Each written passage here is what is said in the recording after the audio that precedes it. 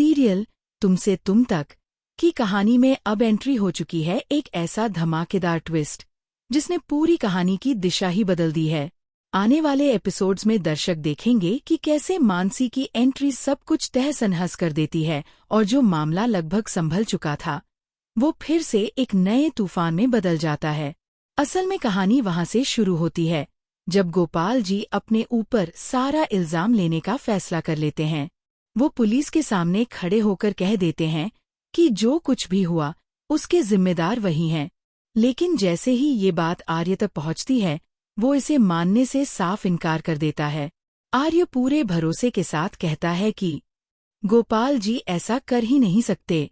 इंसान को देखकर समझ आ जाता है कि वो किस किस्म का है। अगर उनसे सच में एक्सीडेंट हुआ होता तो वो उसी वक्त सबको बता देते। आर्य का ये भरोसा सिर्फ शब्द नहीं होता बल्कि उसकी आंखों में सच्चाई झलक रही होती है। वहीं झंडे आर्य की बात सुनकर उसे देखता है और कहता है, ठीक है यार, अगर तुझे उन पर इतना विश्वास है तो जाकर उनकी बेल करवा।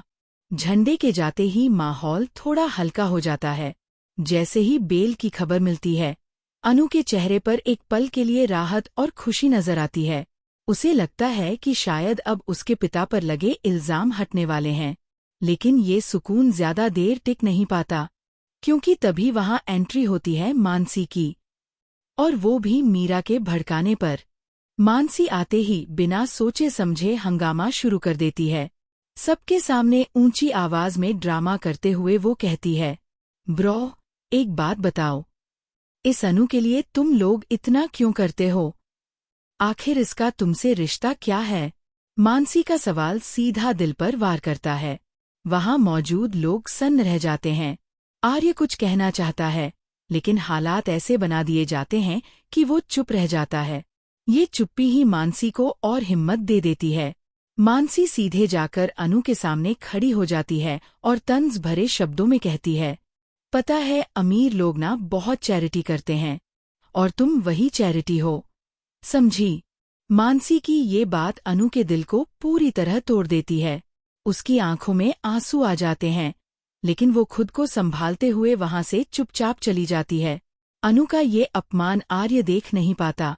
आर्य अनु के पीछे जाता है और उसे समझाने की कोशिश करते हुए कहता है, अनु, तुम चिंता मत करो, मैं 48 घंटे के अंदर तुम्हारे पापा को इनोसेंट प्रूव करवा दूंगा। लेकिन दर्द और गुस्से से भरी अनु पलटकर कहती है, मुझे आपकी कोई जरूरत नहीं है, मैं अपने पापा को खुद इनोसेंट साबित कर सकती हूँ। ये कहकर अनु वहां से गुस्से में चली जाती है। लेकिन अनु के जाते ही आर्य के चेहरे पर एक अलग ही संकल्प दिखाई देता है। वो मन ही मन तय कर लेता है कि वो न सिर्फ गोपाल जी बल्कि पुष्पा जी को भी इस केस से बाहर निकालेगा, और वो भी बाइज्जत। अब कहानी में आता है सबसे बड़ा धमाका, क्योंकि असल में ये पूरा खेल मीरा ने रचा होता है, वो भी रघु के साथ मिलकर। दोनों ने मिलकर साजिश तो बहुत शातिर तरीके से रची होती है, लेकिन किस्मत इस बार उनका साथ नहीं देती। जब मोहल्ले का सीसीटीवी फुटेज चेक किया जाता है तो सच्चाई धीरे धीरे सामने आने लगती है। फुटेज में साफ दिखता है कि जिस वक्त एक्सीडेंट हुआ उस समय गोपाल जी और पुष्पा जी घर में ही मौजूद थे। हाँ, पुष्पा जी सिर्फ एक चाबी लेने के लिए बाहर तक जरूर गई थी, लेकिन उसके अलावा कहीं नहीं गई। लेकिन सबसे चौंकाने वाला खुलासा तब होता है जब फुटेज में दिखता है कि उसी समय रघु गाड़ी लेकर बाहर निकला था। यही वो पल होता है जहां कहानी पूरी तरह पलट जाती है। सच अब छुप नहीं पाता। आर्य को जैसे ही ये सच्चाई पता चलती है वो ठान लेता है कि अब वो रघु को किसी भी हाल में नहीं छोड़ेगा। लेकिन तभी एक और ट्विस्ट सामने आता है।